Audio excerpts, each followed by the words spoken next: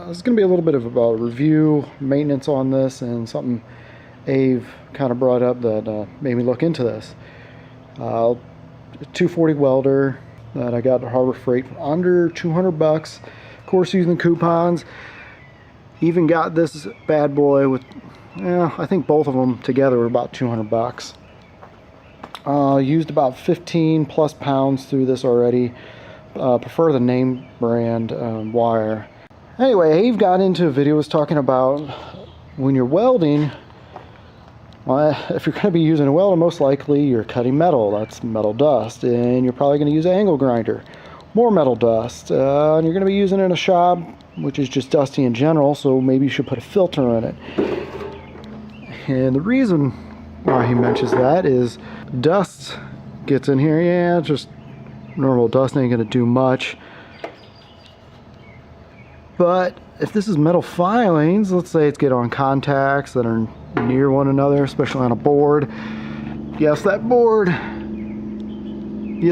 might have a coating on it.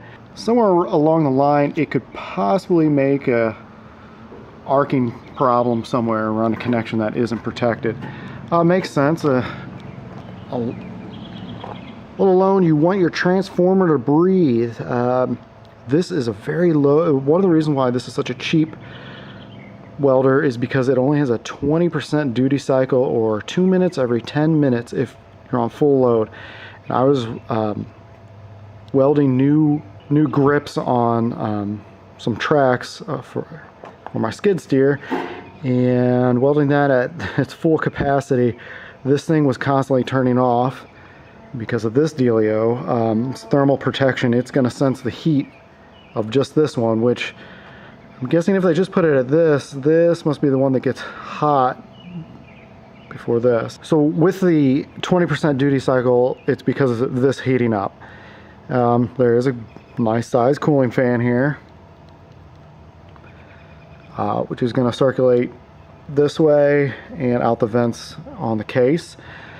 But why don't you put a filter? What I just put on here is a Washable Filter media furnace filter. Bought at the store, had some extra. Slap this on here with some hot snot and hopefully keep that air a little cleaner to keep this out of there, or most of it as possible. Review of this welder, haven't really had any problems with it, but if you're constantly on off like a hobbyist, it's really not bad. Little weld here, little weld there, but if you're fab shop or something trying to fab something up, you're gonna be setting that thermal switch quite often. I use Flux-core mainly because I don't want to keep gas around and worry about that, because I use this periodically to either fix something or make something. Flux-core does just fine. I like how simple this is. It's basically just a transformer.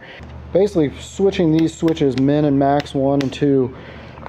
You're switching the different levels on the transformer, so it's basically mechanical. The only thing digital on here that has a higher, I would think, have a higher chance of failing is the speed of the wire feeding, which also has quite the small little motor there. And to make this DC, you have a full bridge rectifier, and this is also heat sinked. The load is going through it. Another reason why this is cheaper, other than the fact that it's mechanical, which actually might not make it cheaper because this is a gigantic transformer. The outside windings are aluminum. Cannot tell if these are aluminum or not. That would save a ton on cost using aluminum versus a copper. You can tell right there that that is aluminum. At first I was kind of afraid of this. I looked up, a lot of guys say the name brands have gone to aluminum windings. I'm just afraid of the expansion and contraction. You might break this film, creating a short in the windings. It does have a chintzy plastic feeding area. Their Vulcan one, like Ave was doing a review on, had aluminum. That might be a little bit better. Able to put the big spool on here, just the tip. The filter was not a necessary modification. This one was a necessary modification. This is their original grounding clip. As you can see, there is a space. Hard to get a good grip with this chintzy thing. Finally went with this. Oh yeah, I know it's red for positive, but it should be black for ground. Makes it visible. Anyway, I had this. It's a heavy spring tension, big jaws, and my clip already came loose. This is the main modification that I would suggest that everybody on this welder do. And you need a good ground. This is pathetic.